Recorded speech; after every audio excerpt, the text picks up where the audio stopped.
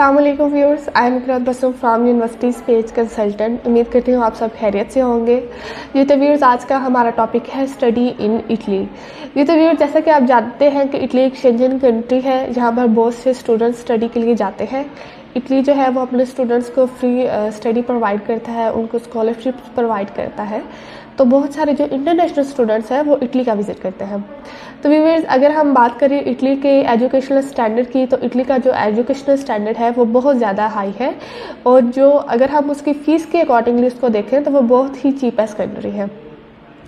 जी तो viewers, Italy जो है अगर हम उसमें उनकी फ़ीस की बात करें तो उसकी जो फ़ीस है वो 100 यूरो से लेकर 2000 यूरो तक है, जो कि आप इजीली मैनेज कर सकते हैं। तो व्यूअर्स, अगर हम इटली में बात करें उनके वर्किंग आवर्स की, तो इटली जो है वो अपने स्टूडेंट्स को 20 वीकली वर्किंग आवर्स प्रोवाइड करते हैं, जिसमें स्टूडेंट्स इजीली 1000 यूरो से लेकर 2000 यूरो तक अर्न कर सकते हैं। जो स्टूडेंट्स होते हैं उनकी क्लासेस 3 to 4 डेज़ क्लासेस होती हैं। उसके अलावा जो बाकी दिनों में स्टूडेंट्स हैं वो फुल टाइम भी जॉब कर सकते हैं और पार्ट टाइम भी जॉब कर सकते हैं। अगर तो वो पार्ट टाइम जॉब करते हैं तो वो मैक्सिमम 10 to 15 यूरोस पर आवर्स कमा सकते हैं।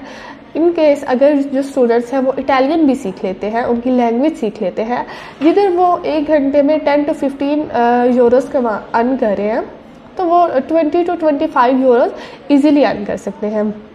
तो व्यूअर्स, जो इटली है वो अपने स्टूडेंट्स को स्कॉलरशिप्स प्रोवाइड करता है। उसमें 2 तरह की स्कॉलरशिप्स आ जाती है, एक मेरिट बेस्ड स्कॉलरशिप आ जाती है और दूसरी नीड बेस्ड स्कॉलरशिप आ जाती है।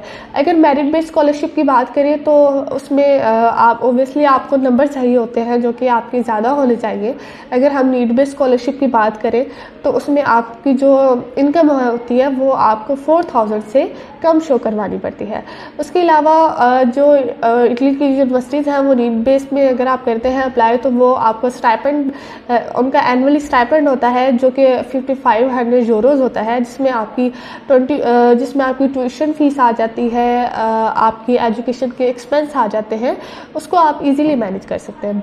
तो व्यूअर्स, इन केस अगर आपकी स्कॉलरशिप नहीं भी मिलती तो जो इटली आपको वर्किंग आवर्स प्रोवाइड कर रहा है उसमें आप काम करके इजीली आप जो 1000 से 2000 यूरो तक अर्न कर रहे हैं, आप इजीली उसमें अपने एक्सपेंस भी मैनेज कर सकते हैं, आप अपनी यूनिवर्सिटी की फ़ीस भी मैनेज कर सकते हैं।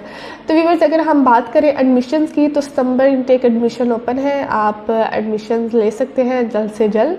तो व्यूअर्स, अगर हम डॉक्यूमेंट्स की बात करें तो उसके लिए आपको पासपोर्ट चाहिए। ओबियसली पासपोर्ट तो बहुत ज़रूरी है। अगर आपने पासपोर्ट नहीं बनवाया तो आप सबसे पहले पासपोर्ट बनवाएं। पासपोर्ट्स के बाद आपको पासपोर्ट साइज़ पिक्चर चाहिए। पिक्चर के बाद आपको जो एजुकेशनल सारे ऑनवर्ड डॉक्यूमेंट्स है, आपने मैट्रिक किया है, इंटर किया है, ग्रेजुएशन किया है, आपके ये सारे डॉक्यूमेंट्स एजुकेशनल डॉक्यूमेंट्स हैं वो रिक्वायर्ड होंगे।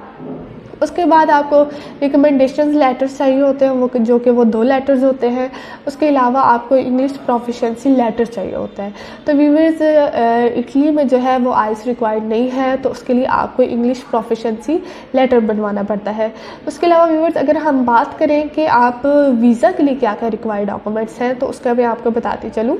उसके लिए आपको व्यूअर्स एप्लीकेशन फॉर्म चाहिए होता है, आपका पासपोर्ट चाहिए होता है, आपकी पासपोर्ट साइज़ पिक्चर चाहिए होती है, समरी चाहिए होती है।